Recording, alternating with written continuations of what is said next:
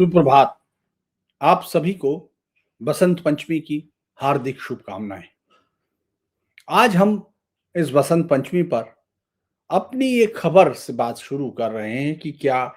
योगी आदित्यनाथ को घेरने की कोशिश की जा रही है। क्योंकि राजनीति में अगर आप मुख्यमंत्री हैं तो आप पर आरोप प्रत्यारोप ये तो लगते रहेंगे, और वो भी तब जब आप एक इतने ताकतवर मुख्यमंत्री हों कि जिसको पूरे देश में तमाम जगह पर चुनाव की रैलियों में पार्टी की तरफ से सबसे पहले भेजा जाता हो, तो आप निशाने पर रहते हैं। लेकिन हाल फिलहाल में उत्तर प्रदेश में जो हो रहा है, उससे कई लोगों के ज़हन में सवाल खड़े हो रहे हैं, और बहुत सारे लोग कल मुझसे अलग-अलग समय पर बात भी कर रहे थे, क्योंकि जब योगी आदित्यनाथ कल जिस तरह से अविमुक्तेश्वरानंद अपने शंकराचार्य की पदवी के नाम पर जिस तरह से धर्म की आड़ में योगी आदित्यनाथ पर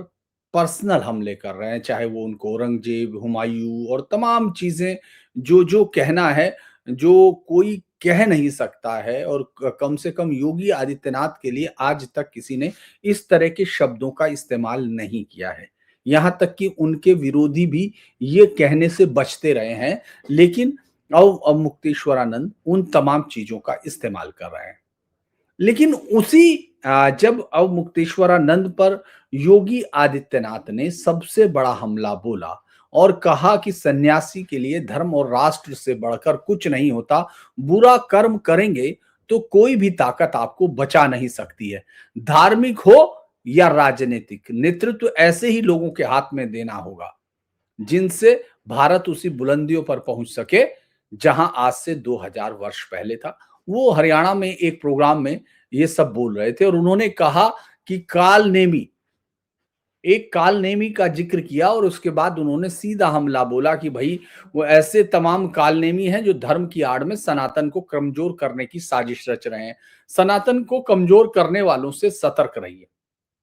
लोगों ने सीधा हमला इसका माना कि ये सीधे तौर पर उन्होंने जो ज्योतिष पीठ के शंकराचार्य हैं, उनको सीधे तौर पर, जो अपने आप को कह रहे हैं, उनको उन्होंने सीधे तौर पर चेतावनी दी है कि किसी को भी बख्शा नहीं जाएगा। यानी वो और इस बारे में लोग देख चुके हैं भाई किस तरह से 2 नोटिस भी इशू किए। 48 घंटे में 2 इशू हैं, जिसमें से एक तो सीधे तौर पर कहा गया कि आपको हमेशा के लिए बैन कर दिया जाएगा और इन तमाम चीजों को आप जवाब दीजिए, वरना उसके बाद आपको इसको, ये 48 घंटों में बताता है कि योगी आदित्यनाथ उस चीज से निपटने के लिए तैयार है, और जो उन्होंने कहा उसका पूरा इंतजाम भी उन्होंने किया। लेकिन इसके कुछ ही देर बाद, मतलब वो उधर ये खबर चल रही थी, तभी एक खबर और भी चलने लगी कि केशव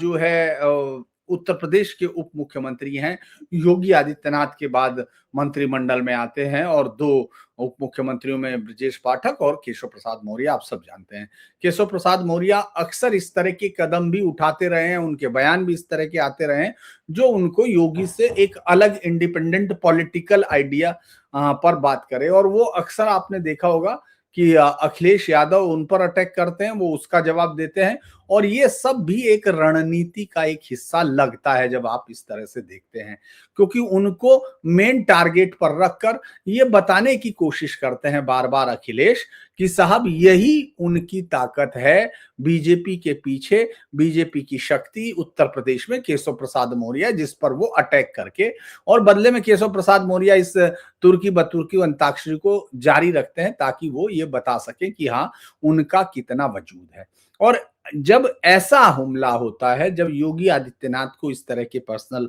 बयानों से, जिनको कोई, मैं बता चुका, कोई विपक्ष का नेता अभी तक नहीं कह पाया, अवमुक्तेश्वरानंद उनका इस्तेमाल करते हैं, और तब उसके बावजूद केशव प्रसाद कहते हैं कि अविमुक्तेश्वरानंद के चरणों में प्रणाम है। मैं ज्योतिष पीठाधीश्वर स्वामी अविमुक्तेश्वरानंद के चरणों में प्रणाम करता हूं। उनसे मेरा प्रार्थना है कि वह स्नान करके इस विषय का समापन कर दें। ये जो बयान है, लोगों को थोड़ा सा अजीब लगा कि एक तो योगी आदित्यनाथ सीधा हमला कर रहे हैं, दूसरा अभी मुक्तेश्वरानंद इस तरह के शब्दों का इस्तेमाल कर रहे हैं। उसके बावजूद अगर एक मुख्यमंत्री ऐसा कहता है, उप मुख्यमंत्री ऐसा कहता है, तो क्या ये एक बड़ी अंदर सरकार के अंदर थोड़ा एक असमंजस दिख रहा है कि योगी आदित्यनाथ के पैरेलल कोई लाइन है। और उसी तरह से फिर एक और मैं देख रहा था कि जो पंकज चौधरी हैं, जो अध्यक्ष होके आए हैं, उनसे सवाल पूछा तो उन्होंने कहा कि जांच चल रही है। बल्कि उसमें केशव प्रसाद मौर्य भी कहता है कि अपराधियों को, आरोपियों को जेल भेजा जाएगा जिन्होंने इस तरह के, इसमें जांच होगी। चूंकि जब अभी तक मुख्यमंत्री इस तरह की किसी भी जांच के पक्ष में नहीं थे, उन्होंने सीधे तौर पर कहा, मतलब जो नोटिस की भाषा है वो बताती है कि सीधे तौर पर अभी मुक्तेश्वरानंद जिस तरह पालकी में बैठ के वहां जाना चाहता था अंदर नहाने के लिए, उसका उससे वहां जो अव्यवस्था है वो एक भगदड़ को जन्म दे सकती थी और जिससे जनहानि हो सकती थी। क्योंकि याद कीजिए पिछले साल कुंभ का यही दौर था, 29 जनवरी का वो शायद दिन था जिस दिन संगम नोज पर नहाने के बाद जिस तरह की भगदड़ मची और उसके बाद लोगों की डेथ हुई और उसके बाद फिर इस सरकार पर हमला बोला गया। तो ऐसे में सवाल उठता है कि इन सब की कवायदों का अर्थ क्या है।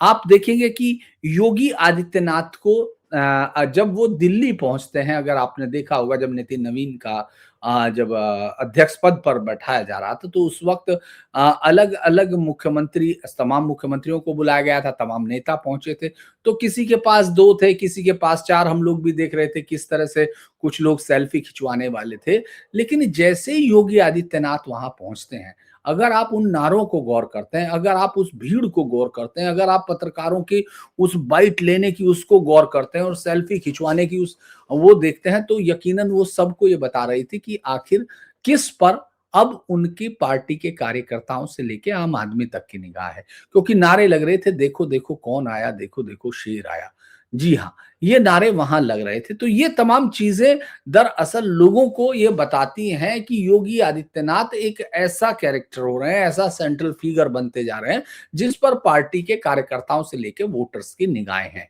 अब ऐसे में जब उनके ऊपर कोई इस तरह के हमले कर रहा है और उसके साथ पार्टी का कोई इस तरह का रिएक्शंस नहीं दिख रहा है जैसा कि अब तक होना चाहिए था, और पार्टी मल्टीपल वॉइस में बोलती हुई दिख रही है, तो फिर लोग ये जरूर करते हैं कि आखिर ऐसा क्यों हो रहा है। और अगर हम इसके गहराई में जाएं तो आप देखिए कि योगी आदित्यनाथ कम से कम एक पिच पर उनसे कोई बेहतर नहीं खेल सकता। वो है धर्म पर उनकी पकड़, सनातन के प्रति उनकी निष्ठा और सिविलाइजेशनल उनकी अंडरस्टैंडिंग है। इस पर कोई भी बीजेपी के अंदर अभी तो कोई नेता नहीं दिख रहा है कि जो इस तरह की निष्णात योग्यता रखता हो।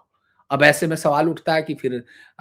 योगी को हराया कैसे जा सकता है, योगी पर हमले कैसे बोले। आप देखें, क्योंकि $1 ट्रिलियन की इकोनॉमी से जिसके की तैयारी में जो लगे हुए, उसमें ग्राउंड पर उतरते हुए प्रोजेक्ट दिखते हैं, आपको हाईवे दिखते हैं। तो विपक्ष के पास जो हमला करने की चीजें बनती हैं, उन सबको योगी ने बहुत पहले बंद कर दिया। तो योगी को घेर कर, योगी की सबसे बड़ी ताकत लोगों को लगता है कि उनकी सनातन के प्रति निष्ठा है। तो उनको अगर हराना है, उनको अगर कहीं घेरना है, तो उनको इसी पिच पर घेरने की सबसे बड़ी कोशिश विपक्ष भी करता है और वो लोग भी करते हैं जो है तो पक्ष में, है तो सत्ता पक्ष में, लेकिन उनकी योगी को लेकर एक दूरी दिखती है। ये आपको अलग-अलग समय पर आपको मालूम है कि किस तरह से ए.के. शर्मा ने कोशिश की थी, उसके बाद वो नहीं रहे। तो अब ये एक नई तरीका आपको दिखाई देता है, क्योंकि मणिकर्णिका घाट पर आप देखिए क्या होता है। मणिकर्णिका घाट पर कुछ मूर्तियां हैं जो दिखाई देती हैं, जो एआई से रिलेटेड हैं। वो योगी को लोग जो है उसमें सीधे योगी को आना पड़ता है, उस पूरी चीज पर भी योगी को ही आना पड़ता है। योगी आदित्यनाथ आते हैं, बाकायदा एआई का ये पूरा खुलासा करते हैं, जबकि वहां उनकी पार्टी की पूरी कमांड है। इसके बावजूद वहां उनके लिए कोई, मतलब मैं ये नहीं कह रहा हूं कि कोई, जो हम लोग ये सिर्फ इन्फ्लुएंसेस जो दिख रहे हैं उन पर बात कर रहे हैं, क्योंकि ये चर्चा उत्तर प्रदेश की जनता में है कि योगी आदित्यनाथ को किस तरह से बाहर से जितना हमला है उससे कहीं ज्यादा अंदर से जो एक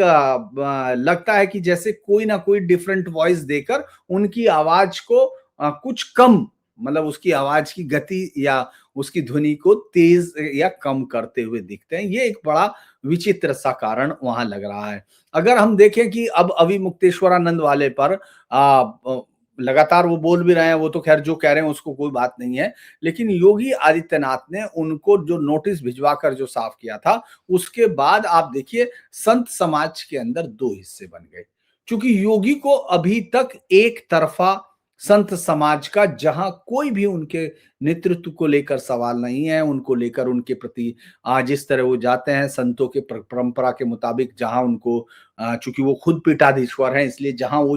उनको सम्मान देना है वहां वो सम्मान देते हैं और जहां उनको सम्मान लेना है वहां वो सम्मान लेते हुए दिखते हैं। लेकिन इस अकेले प्रकरण ने इस जो साधु समाज है, जो संत समाज है, उसको 2 हिस्सों में बांट दिया, इसमें कोई शक नहीं। क्योंकि जो द्वारका पीठ के शंकराचार्य हैं, जो अभी तक शंकराचार्य सब अलग अलग शांत थे, जो चारों पीठों में से एक है, तो लेकिन अब द्वारका पीठ के जो सदानंद महाराज हैं, उन्होंने कहा कि प्रशासन को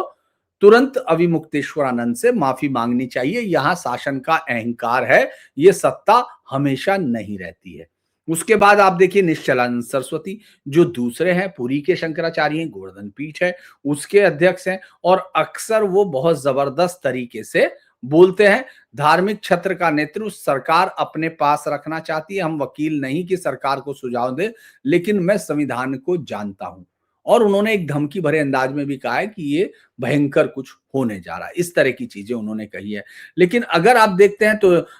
जो है जगत गुरु रामानुजाचार्य, जो रामानुज पीठ के वो हैं, उनका कहना यह है कि प्रशासन को अविमुक्तेश्वरानंद से माफी मांगकर विवाद को खत्म करना चाहिए। अगर जरूरत पड़ी तो संत समाज दिल्ली में आंदोलन करेगा। अब राम भद्राचार्य हैं, वो खुल के सामने आ गए। उन्होंने कहा अविमुक्तेश्वरानंद के साथ कोई अन्याय नहीं हुआ। अन्याय तो उन्होंने किया, संगम तक पालकी ले जाने का नियम नहीं है, उनको बिल्कुल सही नोटिस दिया गया है। और रविंद्रपुरी जो अखाड़ा परिषद के अध्यक्ष हैं, अखिल भारतीय अखाड़ा परिषद के, उन्होंने भी कहा कि सीएम योगी को लेकर जिस तरह की भाषा अविमुक्तेश्वरानंद इस्तेमाल कर रहे हैं, वह संतों की भाषा नहीं हो सकती है और ऐसी भाषा कहता है हमें उससे दूरी बनानी होगी। ये जो मौनी अवस्था का मामला है, मुझे लगता है कि ये अब उनके पीछे जो उनको घेरने के लिए वो एक वापस वहीं लाकर घेरना चाहते हैं जहां से योगी सबसे ताकतवर है। अगर आप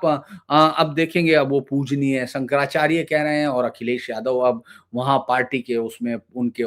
पार्टी के ऑफिस के बाहर भी आपको पोस्टर्स लिखे दिख रहे हैं जिसमें लिखा हुआ है शंकराचार्य का अपमान नहीं सहेगा हिंदुस्तान। फिर अजय राय हैं, वो भी कह रहे हैं, यूपी के जो सपा का अध्यक्ष है वो बोल रहा है कि जो श्यामलाल पाल, वो कह रहा है भाजपा नफरत कर रही है, देश में नफरत पैदा कर रही है, किसी को स्नान करने से मना किया जा सकता है क्या? भारत के संविधान समता, समानता, स्वतंत्रता, भाईचारे की पूरी व्यवस्था है, लेकिन भाजपा ये तय कर रही है कि कौन वहां स्नान करेगा, कौन नहीं करेगा। ये नई परंपरा बनाने की कोशिश कर रही है। उसी तरह अगर आप देखेंगे कथावाचक देवकी नंदन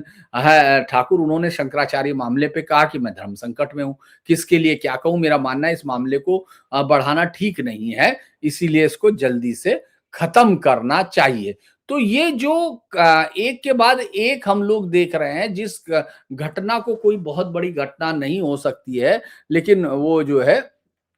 उस घटना को विपक्ष से ज्यादा अब ये अंदरूनी ताकत घेरने की कोशिश कर रहे हैं। और योगी आदित्यनाथ पर ये लंबे समय से चल रहे हमलों का एक हिस्सा उनके समर्थक इसको मान रहे हैं, क्योंकि ये तो लगातार दिख रहा है कि भाई योगी आदित्यनाथ कम से कम उत्तर प्रदेश में अभी तो उनके सामने कोई नहीं है और केंद्र में जब वो जाते हैं तो उनको लगने वाले नारे भी उनको उन तमाम लोगों को जो पार्टी के अंदर भी हैं, जो ये चाहते होंगे कि भाई योगी आदित्यनाथ का कद एक लेवल से ज्यादा बढ़ता हुआ ना दिखे, तो वो भी एक बड़ा कारण हो सकता है मैं कह रहा हूं। ये बातें चल रही हैं, क्योंकि अजय राय जैसे कांग्रेस के नेता हैं, वो भी तमाम मणिकर्णिका वाले मुद्दे को लेकर आपने देखा किस तरह से सीधे योगी पर अटैक किया जा रहा है। भाजपा राज में न गाय सुरक्षित है, न शंकराचार्य सुरक्षित है। वो बाकायदा उन्होंने गायों की कल पूजा भी की, ईश्वर गंगी क्षेत्र में उन्होंने गौ पूजन किया और वाराणसी के, और भाजपा सरकार में न गौ हत्या बंद हो रही है, न ही शंकराचार्य की मर्यादा सुरक्षित है। देश सबसे बड़े बीफ एक्सपोर्ट में भाजपा से बड़े जुड़े लोग शामिल हैं और उसको ये सरकार रोकने में नाकाम हो रही है, उनका इशारा भी था। और चूँकि पिछले कुछ समय में आपने देखा होगा संगीत सोम का नाम लेकर इस पूरे मामले को बहुत उछाला गया और संगीत सोम चूँकि राजपूत है और योगी आदित्यनाथ पर हमला बोलने के लिए उनकी जाति का बहुत ज़्यादा इस्तेमाल आप देख रहे थे, पिछले कुछ समय से समाजवादी पार्टी कर रही थी। लेकिन मैं जो हमको लग रहा है कि क्या योगी आदित्यनाथ 27 से पहले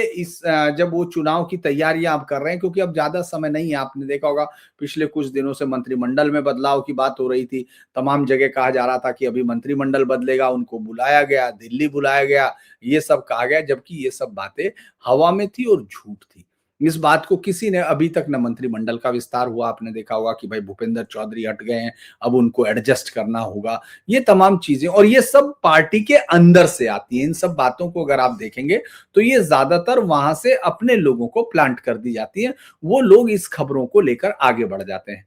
अब जिस तरह से योगी आदित्यनाथ 27 के चुनाव की तैयारी में अपने अपने लोगों को टिकट दिलाने की बात हो रही है कि साहब वो अपने लोगों को टिकट दिला पाएंगे या नहीं दिला पाएंगे, या उनकी कितनी चलेगी कितनी नहीं चलेगी, ये तमाम बातें आपको हर कोई सर्कल पर घूमता हुआ भी बता देगा। योगी आदित्यनाथ के खिलाफ पिछले कुछ दिनों में अगर आप देखेंगे, उनके ऊपर इस तरह के जो चाहे वो एसआईआर वाला मुद्दा हो, आपने देखा किस तरह से जब एसआईआर पर वो सवाल उठा रहे थे, उन्होंने अपने कार्यकर्ताओं को कहा कि भाई ये हमारे जो सबसे ज्यादा जिनके नाम कटे उनमें से 85% नाम बीजेपी समर्थकों के कटे हैं या बीजेपी के वोटर्स के कटे हैं, उसको अपडेट करना चाहिए। तो आपने देखा फिर पंकज चौधरी का कुछ दिन बाद बयान आता है, वो क्या तरह की बात कहते हैं कि जो एसआईआर की जिम्मेदारी है वो सरकार की जिम्मेदारी, हम सिर्फ असिस्ट कर सकते हैं, जबकि बीएलए देना, ये तमाम देना एजेंटों का और तमाम जगह पर पार्टी के संगठन के कार्यकर्ता जाएंगे, वहां कोई सरकार का कर्मचारी सरकारी तो नहीं जाएगा, क्योंकि सरकारी कर्मचारी के तौर पर तो बीएलओ जा ही रहे हैं, वो तो सब सरकारी कर्मचारी के तौर पर ही हैं। तो सरकार की भूमिका तो एक समय के बाद खत्म हो जाती है, उसके बाद फिर जो भी भूमिका है वो तो पार्टी और संगठन की है। लेकिन उसको इस तरह के बयानों के साथ जब आप देखते हैं तो वो ये बताता है कि योगी आदित्यनाथ को कहीं ना कहीं अभी मतलब मैं एक पत्रकार के तौर पर जो सेंस हो रहा है उसकी बात कर रहे हैं। ये अलग बात है कि योगी आदित्यनाथ ने जिस तरह कालनेमी कह के उदाहरण देके पीछे हटने की बजाय आगे बढ़े, उनको किसी इन चीजों से डर नहीं लगता है। एक राजनीतिक तौर पर मैं देखूं तो अगर कोई ये सोचता है कि योगी आदित्यनाथ को बाउंसर फेंक कर या सीधा यॉर्कर मारकर या किसी तरह से बॉडी लाइन की तरह से भाषा का इस्तेमाल करके वो उनको पीछे हटा सकता है, तो अभी तक का तो राजनीतिक कैरियर योगी आदित्यनाथ का ये नहीं बताता है कि वो पीछे हटेंगे। तो इस मामले में भी आपने देखा होगा कि वो लगातार आगे बढ़े और उन्होंने कालनेमी को, जिसे सीधे तौर पर ये सीधा हमला है, ये सीधा हमला है और इशारा भी है कि उनको बर्दाश्त नहीं किया जाएगा। चूंकि कालनेमी का आपको मालूम ही है कि रामचरितमानस रामायण में जो मायावी असुर था, जिसको ये जो है मारीच का पुत्र था, जो अलग अलग वेश बना सकता था। आपको मालूम है मारीच भी, मामा मारीच जो रावण का मामा था, वो कैसे हिरण बना, फिर बाद में वो भगवान श्री राम के हाथों से मारा गया। ये भी उसी तरह से एक संत का वेश बनाकर जब हनुमान संजीवनी बूटी लेने जा रहे थे, तो वापस लौटते हुए उनको रोकने के लिए वहां एक माया रचता है। और जब हनुमान जी को पता चलता है, जब वो वहां जाते हैं, तो गंधर्व उनको बताते हैं, उसमें जब तालाब के पास हो जाते हैं, तो तब उसको हनुमान जी एक घूसे के साथ ही उसका वध कर देते हैं। तो तब से ये कालनेमी शब्द हमारे यहाँ हमारी परिचर्चाओं में, हालांकि इसका इस्तेमाल योगी आदित्यनाथ ने ज्यादा बेहतर तरीके से तब किया था जब छांगुर पीर नाम का एक आदमी पकड़ा गया था, तो उस समय उन्होंने कहा था ये कालनेमी है, यानी जो रूप बदल के सनातन का नुकसान करना चाहते हैं। तो वो बात उन्होंने आज फिर कही और उसके बाद उनकी पार्टी का अलग अलग रुख देखकर ये जरूर लगता है कि योगी आदित्यनाथ को कहीं कुछ मतलब वो प्रॉब्लम